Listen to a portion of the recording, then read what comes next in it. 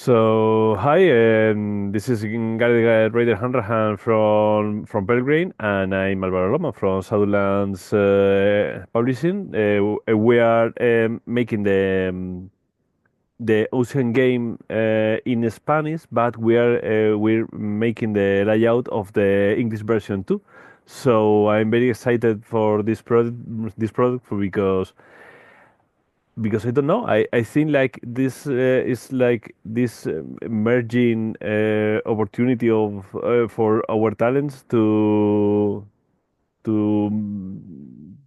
make something together, and I'm very excited with this. It was hilarious at ShadowCon when the Pelgrane guys were over going through all the Spanish books, going, "Oh, these are much, much nicer than our ones. Why don't ours look like this?" And no. Yes, we made the Spanish version of a lot of your books, and when you came Yeah. here like a few years ago, we are trying to put our versions on your hands. So Kato was amazing, was amazed with everything, and we are very proud of this. So for us it's very special, this collaboration, and for me in particular, the Ocean Game, I think it's one of the best book I ever read. I love this game. I read it like twice or something, I don't know, and I hope this layout and these illustrations are in at the same level at least. I don't know. No, Is yeah. It's certainly one of the strangest projects that Pelgrane has done. Are you familiar with how it came about? Repeat, please? Are you familiar with how it started, the Ocean Game? I'm going to ask you about that because I know that also Van Barrett made like the concept, and I know you entered in the project in some part of the project, but I don't know really how it's doing. Yeah, I mean, Dave Alsop, who did the original Book of Unwritten Horror with Adrian Bott back when Sir Pelgrim was just starting off, really, he proposed the Ocean Game and wrote up some of the early documents. And then he went off and he's doing SLA Industries now up at Nightfall, and he was off, I think, painting cards for Magic and things. So the Ocean Game document just sort of sat around in the back of some Pelgrane server for many, many years. And eventually they sort of dug it up and went, Gareth, do something with this.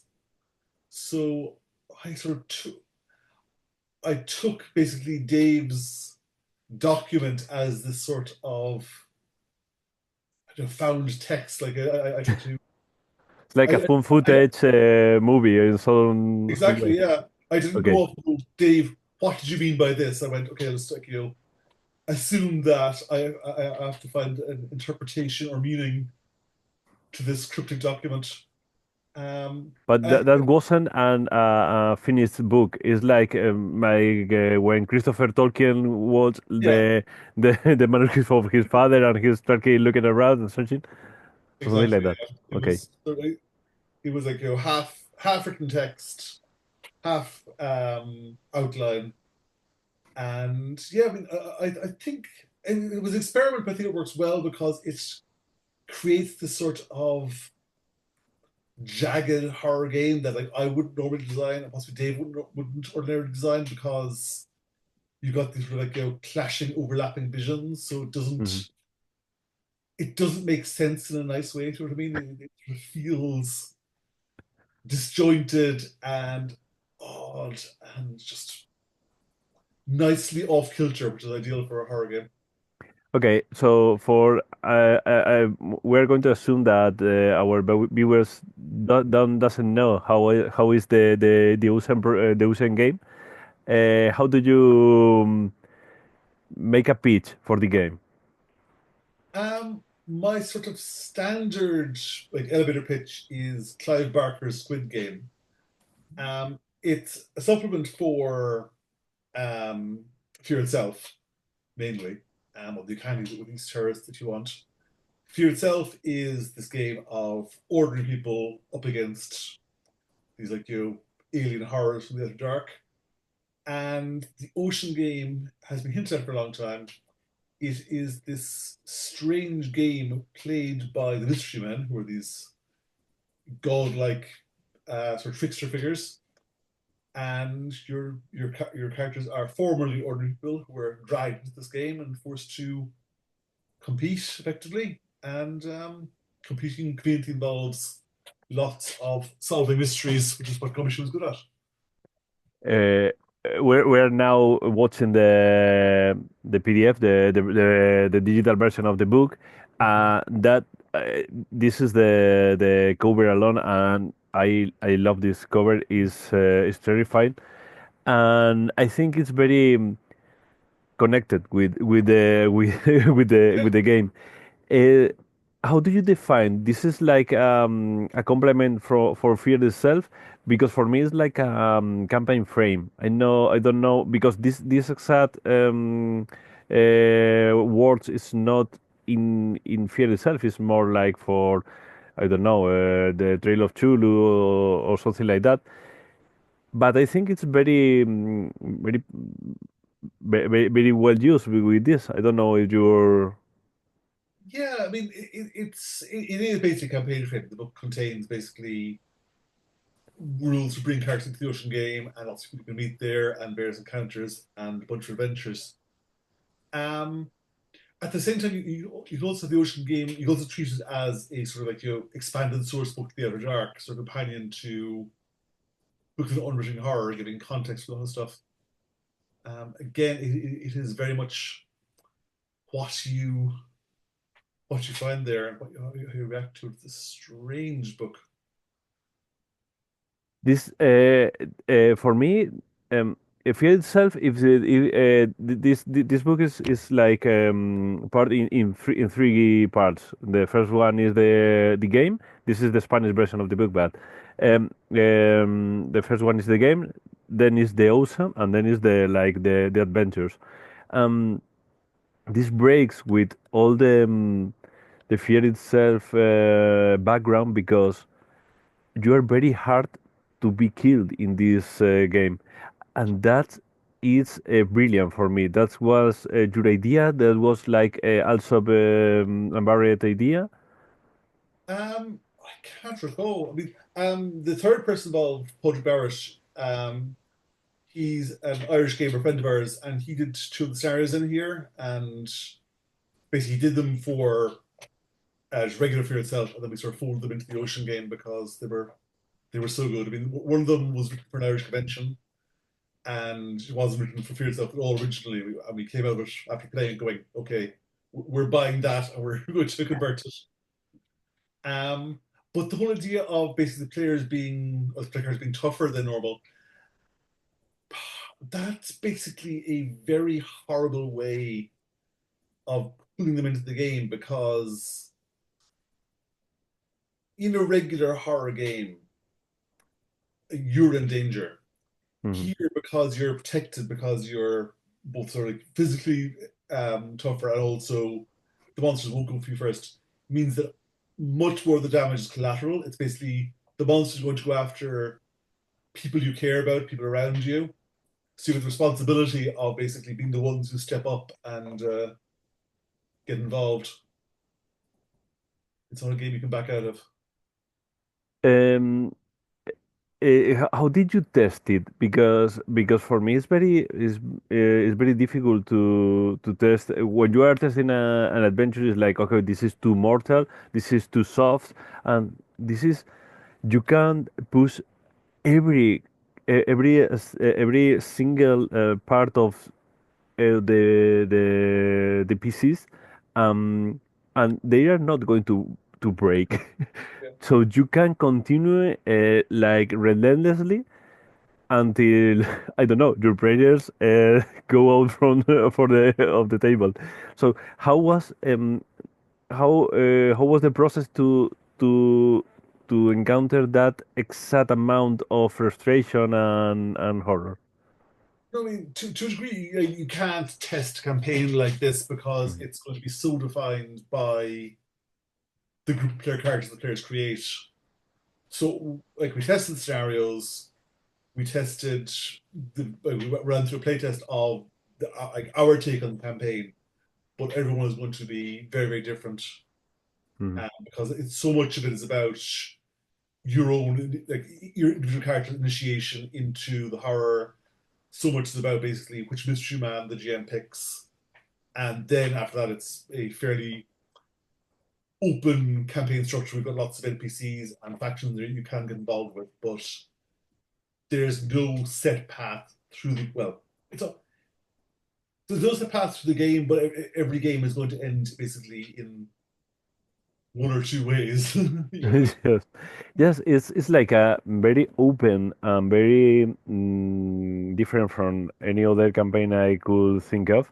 but I mean, Uh, a part of it is informed by like Dracula Dossier. Like Dracula Dossier, similarly, which game? Dracula Dossier. Ah, okay.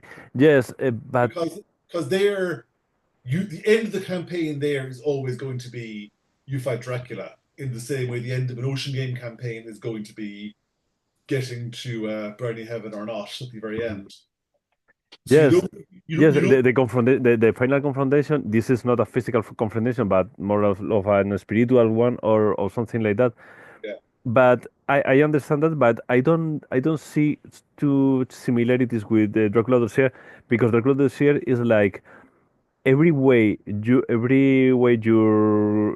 pieces is going to watch to every single part of you have something to answer them. This is like the opposite. You have in the second part of the book, it's when you are talking about rival players, about other factions in the game, and when you are talking about this, you are like making an structure or like an habitat or something like that where you are going to put the players there and wait. You can't answer.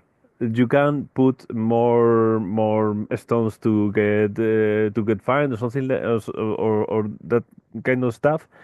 But you don't have like a straight line from A to B, but it's like okay, I'm the master, the DM, and I feel that this is being close to an end. So this is the correct amount of stones. yeah. You can try to go to the and Well, yeah. The advantage of the Ocean Game, you do have the Mystery Man as basically the GM's stand-in to basically play the ringmaster to the whole circus and push things along. And basically, you can decide in character almost when a particular player is ready for their black or red rulings. okay, the red rulings, the stones, all that, the little rules, and the way of the game director is the game moderator is could change this rule and he have to change the rules and add their own rules and this is like something I don't. It's for. It's. I'm speechless. I'm speechless with this because for me it's so brilliant. But also when I'm designing a game, I'm trying to watch every part of the lore or of the word information where I can shine as a designer but you found these shining moments and captured for the game moderator. You you're very humble. Is that my opinion? I don't know, but I feel like it's every part of important or just shining moment you left it with a blank space for for other person to feel it, and it's brilliant for me. I mean, partly it was sort of a fortunate accident because in Dave's original document, he mentions there are like several, like 100 something rules, and he mentions a few of them. And I'm not sure if he was going to come back at some point and sort of fill them in, or if it was just going to be flavor. I was sort of, okay, how can I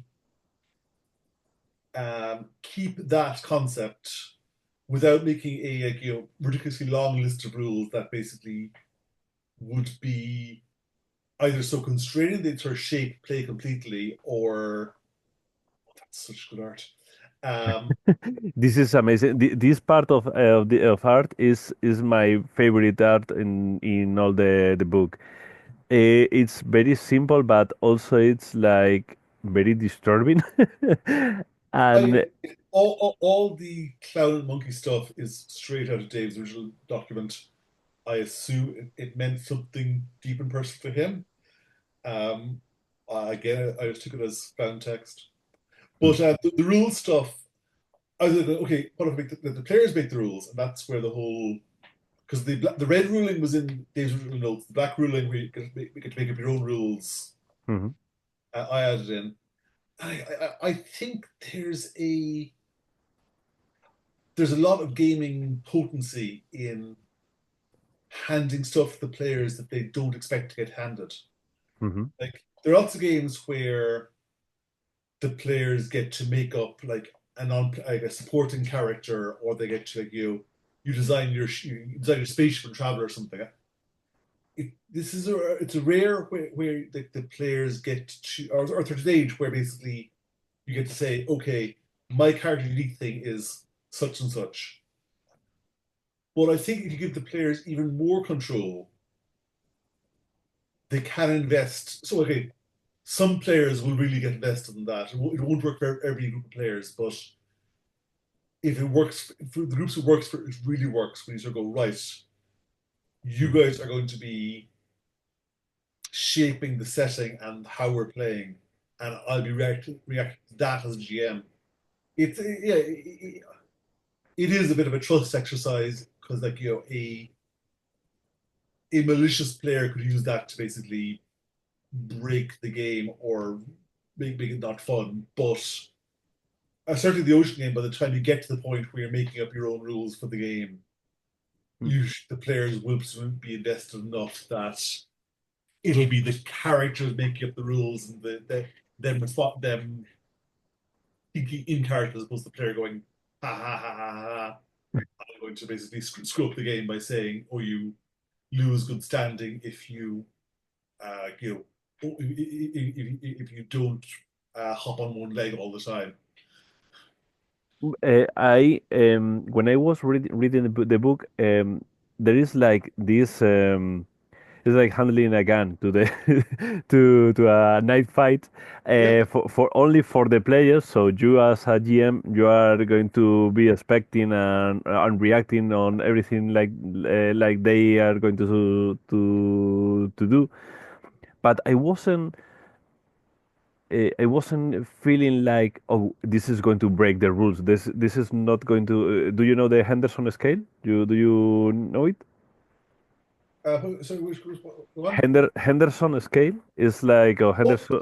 is it the old man Henderson called? Yes, yes. Yes, I've seen that. Yeah. So the black and the red ruling is like you are going to destroy the world. But I don't have uh, that feeling because the mystery men is there and they are like, mm, try it. Yeah, but ultimately, like you want to destroy the world. Like this Mm. is a game that is going to be it's a race to self destruction or transcendence. Like one of the player characters is going to make it. The rest are probably going to die horribly or get transformed. And do you think it's or when you're testing the game, it happens like one player betray the others too soon because they are going to betray each other in any part of the game. But maybe there is like this greedy player which is too soon in the game starting doing bad stuff for the others. Do you are afraid of this, or do you think the game is going to balance itself? I think my experience in like player betrayals really comes from paranoia, Yes. which I wrote a lot of back in the day. And they're like you don't want to be the first person to betray the group because then you're setting yourself up as the enemy. You want to be the second or third person because like the first person to screw with the group becomes the enemy of everyone, and they will go after them and they'll take them down, and you won't. It's too early to get the advantage of betraying. Hmm. But I think basically it's going to be the players will stick together most of the time until it's very much end game, and the GM can control when that happens by introducing the rulings and so forth, and just like dropping in extra stuff, like a big supply of stones, so everyone's getting close to the threshold. You, And you even in the Pilgrim blog you make an entry of the blog with suspicion rules from like black agents made for Fear itself only for this game yeah, because and we translated it for Spanish in our blog too, and I don't know, it's like I don't think it's needed because everything you just said, um, you are not going to betray your group because you need them to get more stones, and when every stone is in this place, yeah. then everyone is going to betray each other. Well, I mean, you could go, ah, ha, ha. Huh. If I can grab your stones, then I'll be over the threshold. I can run for it then. There's going to be a break point as the players get close and close to having enough stones when someone's going to go right. This is my chance to make my move. But like the GM, it's you're not going to have betrayals too early because everyone knows this, you have to work a bit first to get the requisite number of stones. And plus, like the first couple of sessions are just going, what's going on here? This is all weird. Who are you people? What is this weirdness? Oh, Okay. Talking about the weirdness, the third part of the game, the part with the ocean and every creature of the unremitting horror, there is a lot of new creatures in this game that you can use it for the regular field itself or even a regular esoterist book, but they have this this feeling that is not exactly like the others. And how do you explore this game to get that feeling with every creature, every faction, every? How do you? It was intuition, or there was like guidelines set by you or set by also? I mean, a lot of the creatures were from Dave's work. Like the Marabou storks are actually I found the novel where he got them from, but I can't recall it offhand. But yeah, I mean, um, the the shades and the ghosts and the all the clown stuff and so forth is um, either from Dave's notes or extrapolated from the sort of the rules of the ocean game. Some of the other ones I just came up with Hmm. because they fit they like they fit the ocean game setting well or would be useful in the campaign. Okay, and there was some creatures you made all the creatures you designed them, and then you throw it out because there wasn't on this balanced horror style, or it was like everything is going to be inside because this is like one shot. I'm trying to recall. Um, I mean, the ocean game is just like so odd in some ways that almost anything can fit. Mm. And plus, we didn't. We also wanted this book to be a sort of a generally useful source book. So, I don't remember where the mammoth gods came from. Did you ever? Yeah. The other thing, of course, is that a lot of the stuff, like the original Ocean Game material was written back in 2007, I think, Mhm. and I was writing it. I finished the text in like 2022 or something. So it's been a while since I've looked at everything sort of like fading away at several projects back. Yeah. So I need to dig through to work out what exactly is me, what exactly is Dave. I don't know which bits are poetry. Okay. I don't know if when you are making this when you are active because you just said that you was with a lot of projects at the same time, but when you entered that project, what was the most interesting part from the material made by Also Van Barrett? What was the that part that you fell in love with it for the project? Um, yeah, I mean, I loved one of the key spines of um, the Ocean Game is this document called the Trinker Diary, which is this. I think they wrote it up for Live Journal of all things, this Mm. ancient social media site back in the day, and it's this diary of this player going through the Ocean Game. And like I took out lots of bits of that text and put it in there as headers. But there are sections in there which are just so odd. There's this whole um, weird, surreal encounters, and because it's written as a diary, you're never quite sure what's which parts are intended to be real in the context of the game, which parts of the character hallucinating or going mad, which parts of hallucination that are filtered through the game. So it was like so like We're watching right now the Trinket Diary, one of the pages, because was when we are making the layout, we thought this is need to be an important part of the game because this is like you said is something it's not no, it's not mainly important for the game, but when you watch or when the characters approach the first time to a Trinket Diary page, they are going to be flipped out. So for us was very important that that first approach to this has its own momentum, so its own impact moment. So we try to represent the diary with all this visual art, and I think I think we nailed it. I don't know. but the whole nature diary, it's sort of like it's not a ball of thread through a labyrinth. It's like a ball of thread through a minefield at night, and the like thread is all connected to other landmines.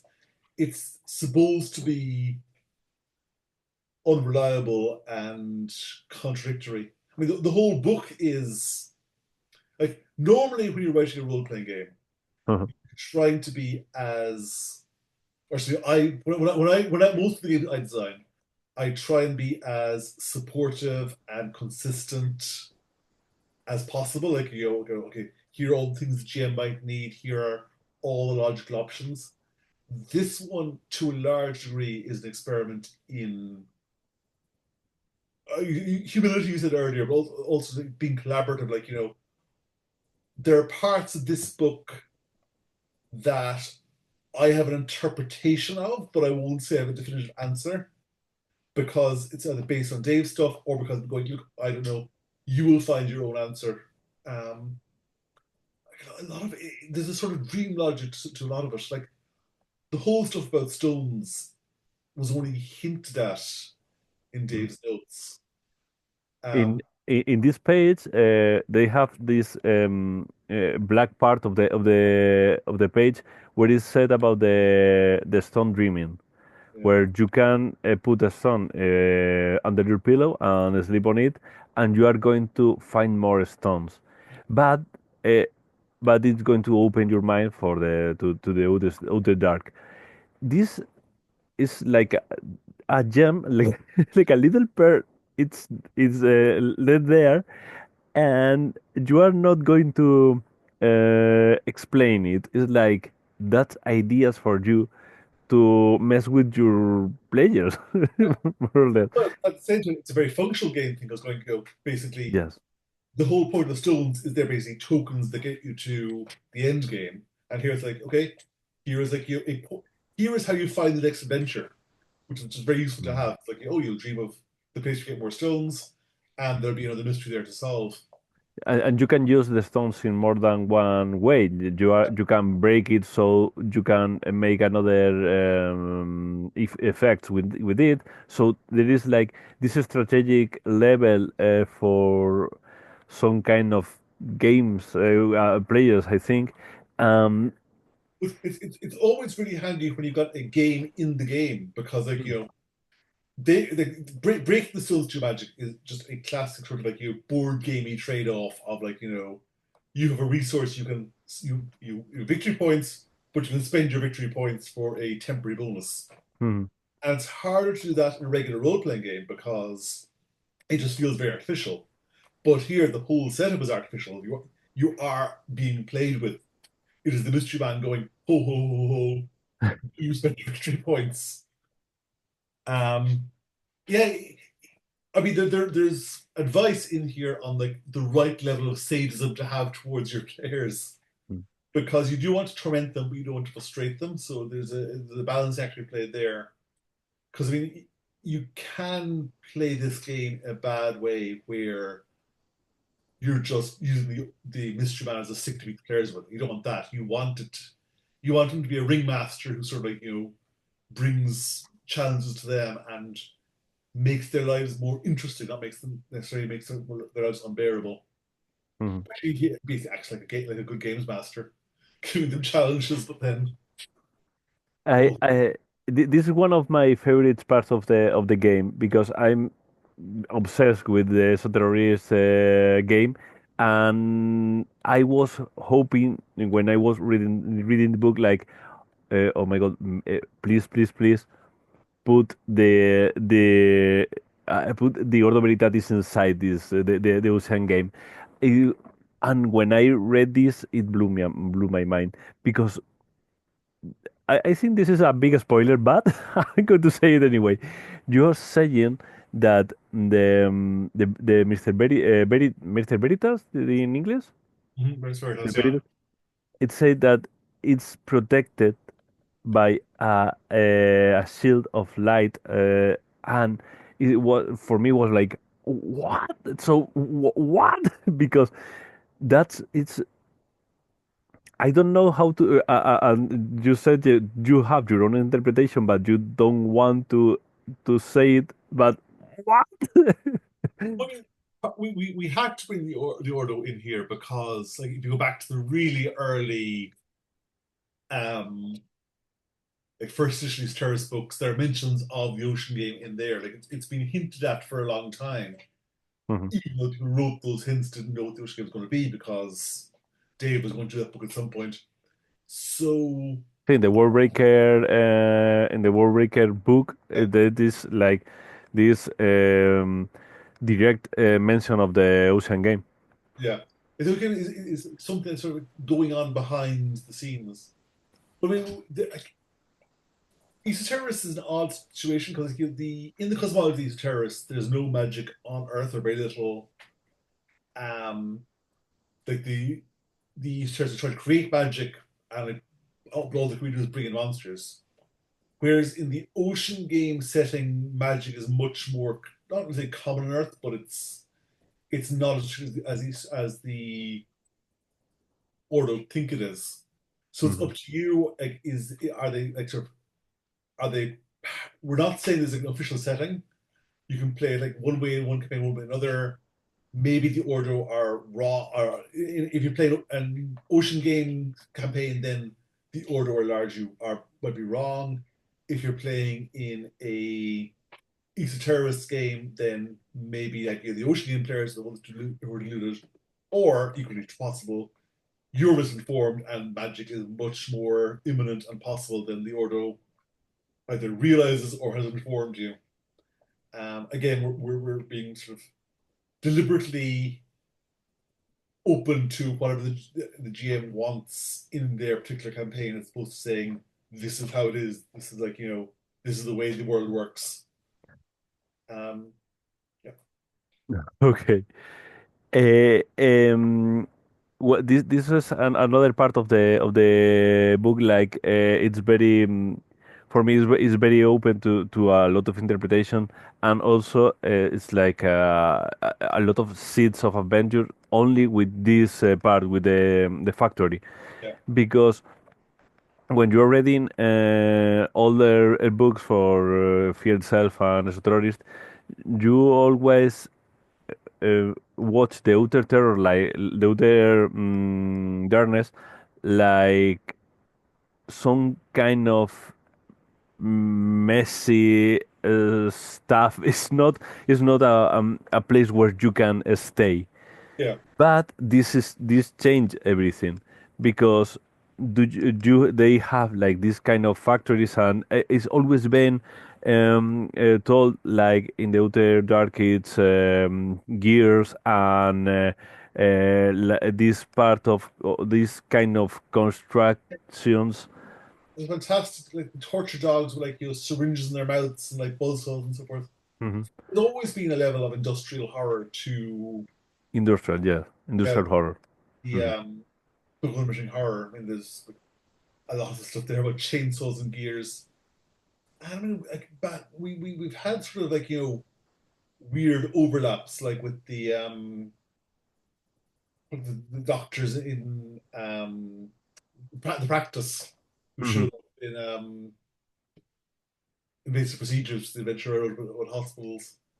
But I mean that sort of partly it's just body horror stuff, but Yeah, but for also example, when you're talking about the practice, they need to go to Earth yeah. to perform operations, but the factories are inside the outer dark.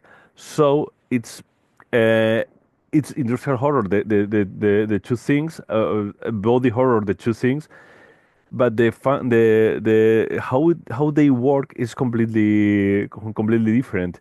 It's like the practice is begging to enter our realm to perform operation and to perform horror, but they are going to take people from Earth and taking it into I don't remember the name, when the outer dark and the Earth is like in the same space. Oh, the outskirts. The outskirts. Okay. Extra radio in Spanish is extra radio, but outskirts. Okay. And this is something like it's expand everything is have said before about the outer dark. Do you think this is going to change everything, or this is always was like that, and the Ordo Veritatis never saw it? Um, yeah, I mean, there's always been, I feel, a sort of what's supposed to put this from a just a pure game design point of view. Hmm? Fear itself, it tries to cover a lot of different genres of horror. You can do sort of slasher horror, you can do psychological stuff. Um, I mean, a lot of the other dark material is this sort of weird liminal horror where you got this sort of surrealistic alienness that infects our world. I mean, there's this whole like one of the books I was reading about when I was working on the ocean game was a book about edgelands, which are basically this whole idea of like the kids call it the back rooms these days, like, taking very mundane, everyday, sort of forgotten places, like, the cooling towers of a nuclear reactor, or like, abandoned office blocks, and seeing the horror in them, basically treating, like, in medieval times there being dark woods and dark caves. Our new sort of haunted places are, like, the shopping mall at 2 in the morning. Hmm. Um, and so pushing out the outer dark basically means taking aspects of our world and filtering it through that sort of spiky chaos, Clive Barker, Hellraiser-esque gothicness. This is one of these ideas I said before that it make the world wider. The dark road Oh is yeah. where you can travel inside the outer dark by some the player never know how this works, but you have these little tables, and this is like for me, esoteric and field self is the same word seen by this part and this part, by opposite the direction, but it's the same word. But when the ocean game enters here with the dark road and a lot of other stuff, it's like now there's another way of looking everything, and everything is clearer now because they are a wider spectrum of things that I don't know about, and and you travel this and you are working with every this part of oddity, and make another. It's a different game. It's a complete different game. But by the time you're wandering on the dark road and, like, popping in and out of the outskirts, and, like, have learned to use all the blessings that you're given as part of the ocean game, Hmm. you're at that point your humanity is very much in doubt. Like, you're acting like a ocean game player towards the end of their game is going to be more like to ordinary people, be more like a monster than anything else. Like, you are the boogeyman, hopping in and Hmm. out, like appearing suddenly, like immune to bullets, having all these strange powers and these incomprehensible to ordinary people desires and sights and perceptions and everything. Like, you hanging on to humanity is very, very hard in this game, and not in a sort of a white wolf way, but in a sort of a just your existence gets deformed by your exposure to the outer dark. This is this page is talk about the ethics in the OCA game. It's not it's not ethics inside the OCA game. This only frustration and pain. But it's very important for this type of games where you are going to perform these kind of monstrosities, but not monstrosities as like in, I don't know, World of Darkness, where you are the monster, but it's like a cool way of monsters. So way, this is you are a real monster, and you are, and there is some part of the campaign where everyone is going to say, "Fuck, we are the we Yeah, are the monsters." the, or once you start with ordinary people, then you're immediately getting into a level of just realism that is far that lends itself towards disturbing stuff. Basically, if you say, okay, we're starting in as like, normal people, and then our lives are going to be violated, Mhm. then you're from the very start you're laying the groundwork for much more disturbing personal horror than oh, I'm a werewolf, Hmm. because okay, I'm going to just like have a relative order in life and then have this alien thing smash through it. And Is also because of how the ocean game, the actual game works, Mhm. you've got these mystery men whose job it is to pop in, warp reality, and basically torment the player characters. And you want as the GM playing the mystery man, you want to basically push the players and twist them and come close to breaking them. But at the same time, as the actual GM, you want to basically be considerate to your friends. So it does require a balancing act, and I'm very glad we spent a lot of time on the safety rules and discussing what works for each group. Mhm. Yes, Um, because every part of what you just said, it's resonate with me with the Walking Dead comic books. Not the series, but the comic books. There is one part when they get to the prison where Rick Grimes said to everyone else, "We are the Walking Dead," and I think that you have when you are playing this campaign, this that part of revelation, like, oh shit, we are the bad guys. It's very subtle and very disturbing because it's I like to think of me as an optimist, and this is fucked up. This is it does this in two kind of nasty ways. Firstly, there's no like you don't want to be humanity stat. There's nothing saying like you are becoming more human, so it creeps up on you. Mm, And the other thing is you're pushed to play the game. You can't not play the game. If you try back out of the game, you're punished.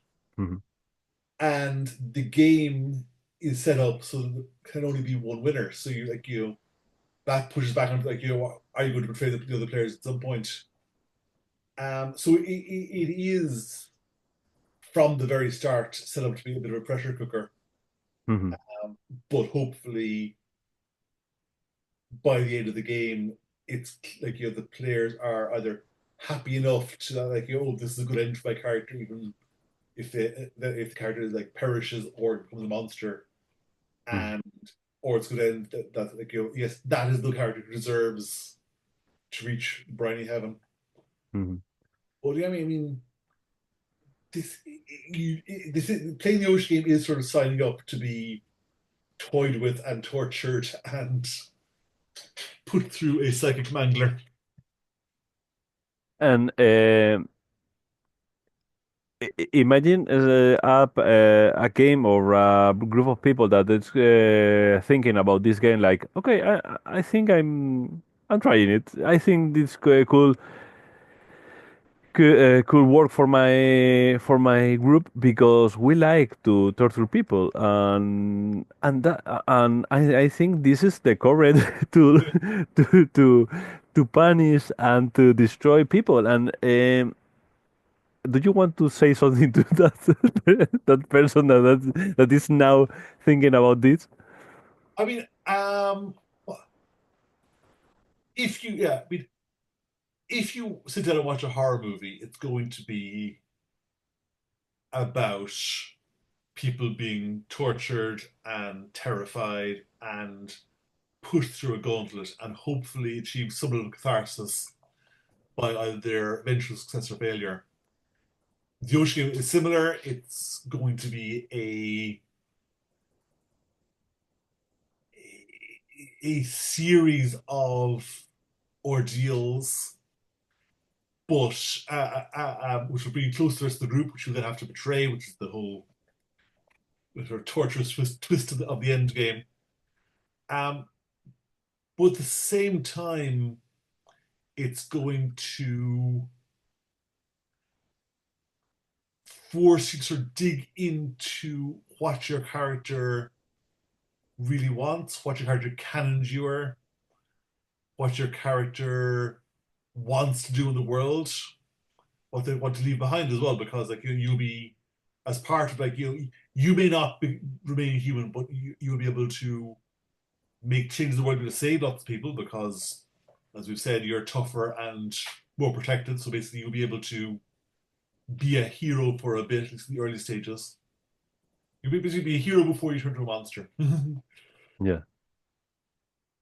Okay, we're going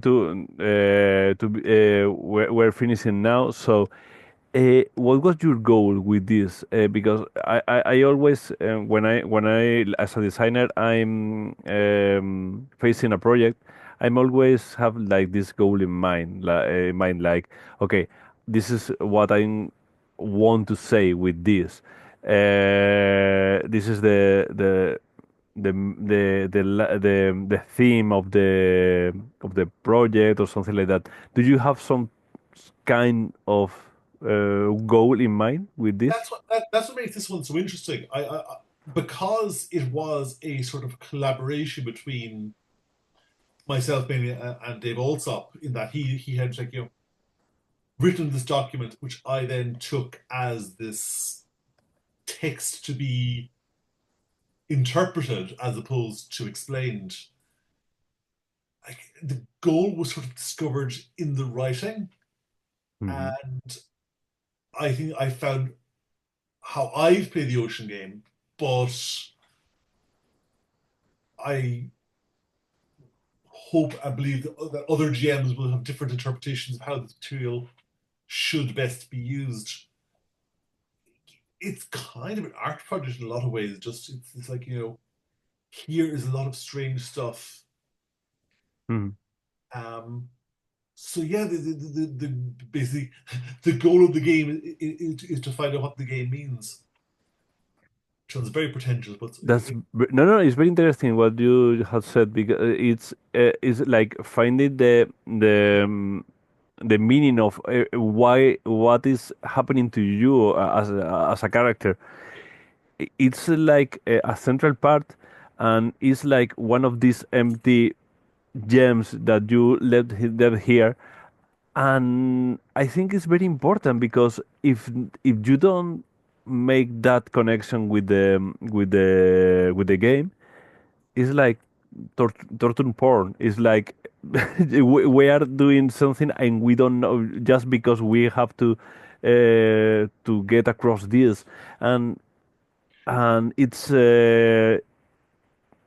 pointless. But where as you put this Brinny Haven at the end of this labyrinth, it changes everything. yeah. I mean, For, Brownie Heaven is straight out of Dave's material. I Mhm. take no responsibility for that. I don't know what it means really. I have a couple of like I have descriptions of it in there, Huh. but even that, like even that is like I can see some groups interpreting it as this fairly horrible fate. I can see people interpret it on a very sort of realistic. Okay, your character now lives under the ocean in this weird Atlantis. It is dreamlike in a lot of ways. Um, Yes, and there's even the possibility that a group think of the Brinny Haven as the cake in the Portal game.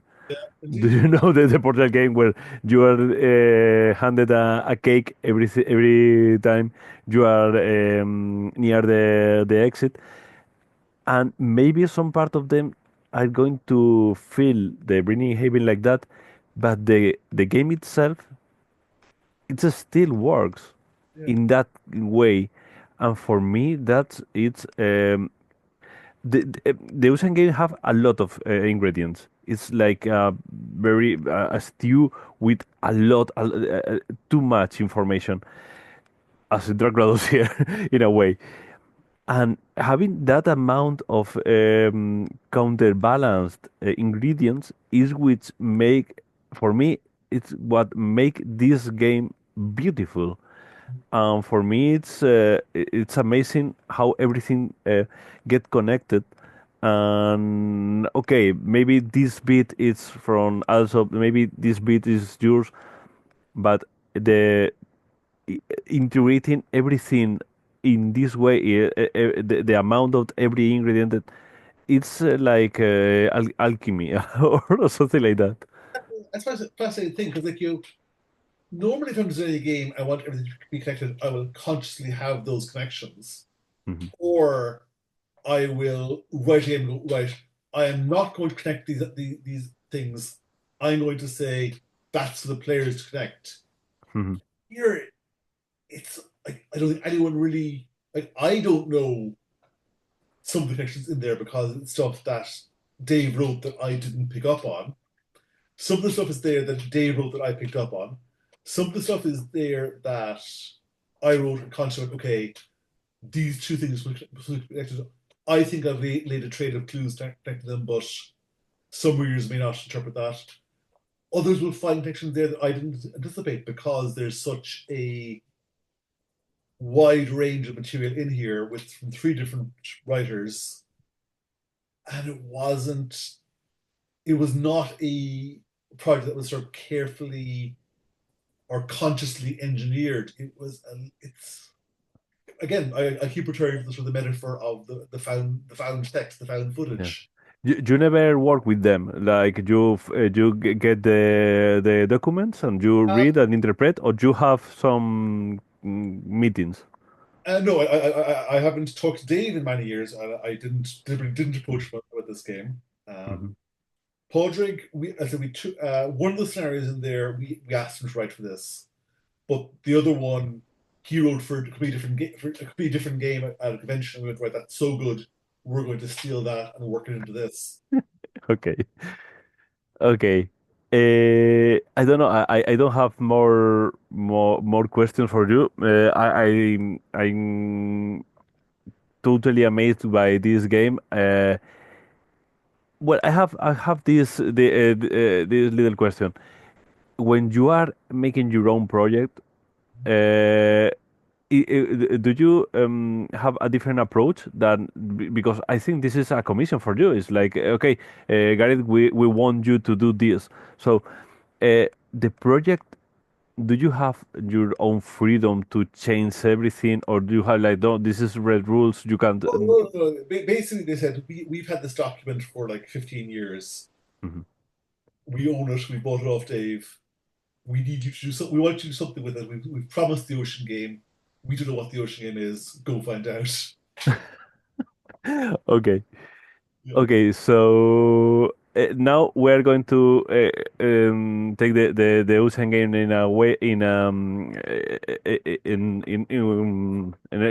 a side because I want to ask you about your next project. Well, I don't know. It's not your next project because your next project is a campaign for Swords of Serpentine, right?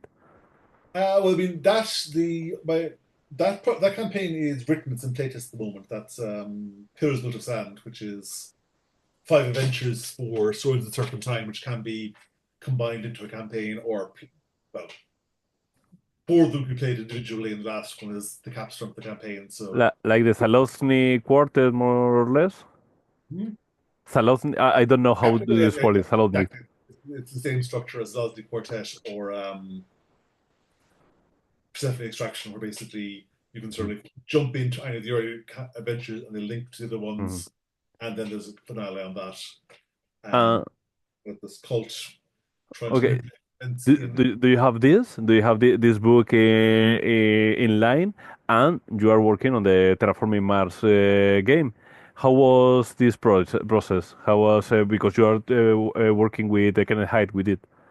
Terraforming Mars, we're working away on because we're starting from, not quite from scratch. It's based off the S3 based system, but we're changing the system quite a lot. It is proving to be a very, very, very odd game. Hmm. Um, it's much more high level and sort of story game like the most stuff we've done. Basically, like, adventures will last months or years, like in a single session. Like I ran a playtest there, and also the very strange adventures because like I ran a playtest there where the adventure was the characters were genetically engineering shrimp, and we Okay. had an evening of basically a group of scientists trying to develop a variety of shrimp that could live on Mars, and that turned into a compelling, exciting game session that ended in murder, which was not where I expected to go. It's this interesting combination of the mega scale, where basically you're making changes to Mars and to the whole setting, and there's whole mechanics in there where basically we're treated almost like a legacy game, where basically you'll like play a session, and that will make changes that will continue on through the campaign for generations to come. Hmm. But also because it's relying heavily on the stress mechanics from Street Bay, there's a lot of basically characters being pushed towards breakdown, and the metaphor we're using is because you're playing those characters at like a climactic moment in their lives. It's like the most important like 6 months of their lives during that Yeah. project. So there is a people on the edge, and they either soar or crash depending on Hmm. things go. But yeah, we have been working on that. It's been a lot of design work and not much writing so far, so I need to Hmm. get my head down and get the actual writing part done. If some of our viewers are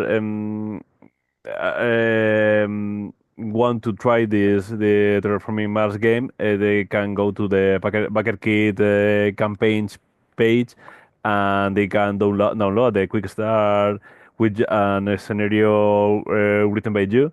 And I think it's very different from everything I have ever seen because it's what you have said. Yeah, Uh, I mean, that scenario was written with a very, very early draft of the rules, and they've evolved mhm, quite a lot since then. That's still sort of the sort of game you're playing, in that where you're given a project and you need to complete this operation on Mars, but we're trying to make everything much more flexible, interconnected, mhm. and yeah, it's going to be different when we pull it off. Um, I'm really looking forward to going on the Great Mars campaign, which will be the sort of Pendragon-esque thing. Where we've got the structure of that nailed down, and how would it all work? It's actually, we keep going back to the board game as inspiration, and just in the board game you're building sort of engines to basically have like things connecting. Here as well, it's all sort of being like become sort of series of interlocking wheels, where basically one mechanic feeds into the next, feeds into the next, feeds into the next. Mhm. So once we crack the project map stuff, which we're working on, it'll be in very nice shape, I think. Okay. And I don't know if you have more project, but one of my favorites are the Merryshire Oh yeah. Detective Club. I played it in the SadoCon a few years ago, and I was like, oh my God, I need this. I need this game. I want to read it, and I'm refreshing the Belgrade website to get more information. So I need to ask you. I finished the first draft of that. Robin has read it and has given me comments. So hopefully, in a few weeks, I'll have made the changes that he wants, Mm. and it'll be going to playtest. Mhm. So the plan, I believe, is to crowdfund it sometime next year. Mhm. But the playtest, I would hope, will be starting before Christmas. Okay. I'm currently writing about half. I finished half of a book of adventures for that. I'm currently writing the Orc and Pie adventure. Okay, so do you want to say something about the game, like a little pitch or something like that? Mary Share Detective Agency is a gumshoe powered game of cozy fantasy. You're basically all playing halfling detectives in a setting that is absolutely not, for legal purposes, the Shire. It is this like lovely bucolic villages.